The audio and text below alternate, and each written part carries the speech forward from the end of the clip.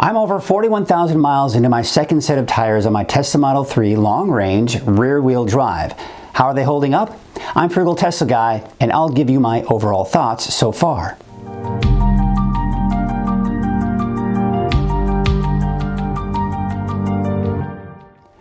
A little over 28 months ago, it was time to say goodbye to the original tires that came with the car and give some new ones a try.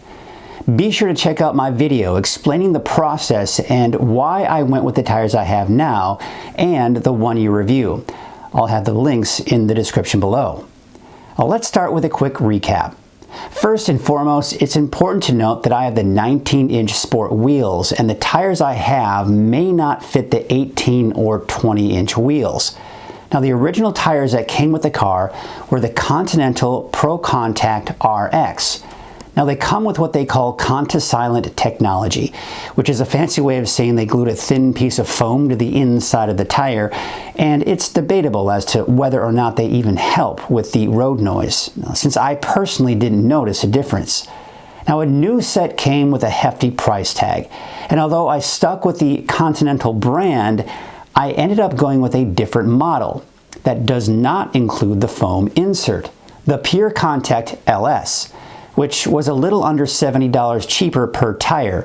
But upon checking the latest price in 2022, there is now an $81 price difference. Now that I've had the tires for over 28 months and have driven on them for a little over 41,000 miles, it's time to see how they're holding up. Now, right around the time of recording this video, I did have the tires rotated and asked the technicians how the tires are doing so far and what the tread is looking like. Now, they were able to determine that there is even wear on the tires, and having had the tires rotated on a regular basis most likely helped. Now, after measuring the tread depth, they came in between 5 and 6/30 seconds. Now, to put that into perspective, the tires brand new had a tread depth of 10/30 seconds, and the tire technicians recommend getting new tires when the depth reaches somewhere between 2 and 3/30 seconds. Now, one of the things I had mentioned in my first video was how many miles I should get out of these tires based on what I got out of the first set, along with comparing the UT/QG rating, which, quick explanation, the higher the number, the more miles you should get out of the tires. Now, originally, I was expecting to get about 65,000 miles compared to the 37,000 miles I got out of the originals. Now, based on the current rate, I should be able to get about 20,000 more miles, which would bring me closer to about 61,000 miles before I need new tires.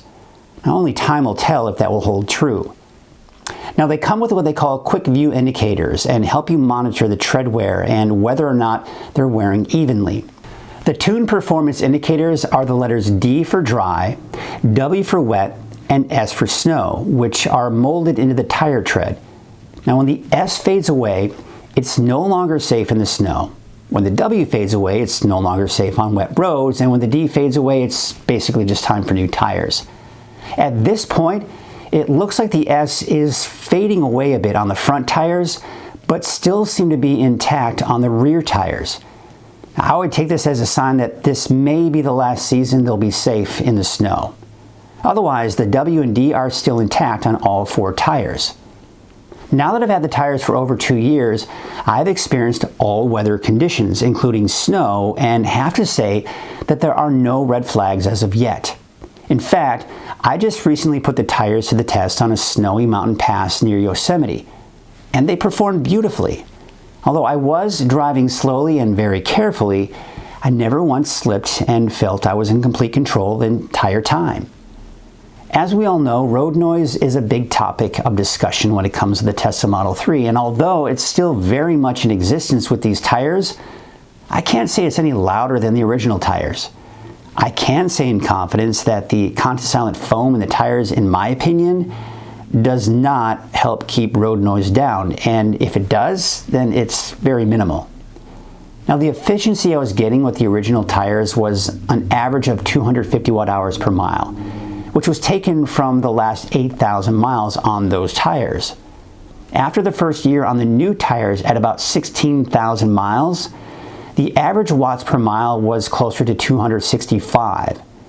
The problem now is, since I have 3 trips towing a teardrop trailer, the efficiency is not going to be as accurate because it's much lower when towing.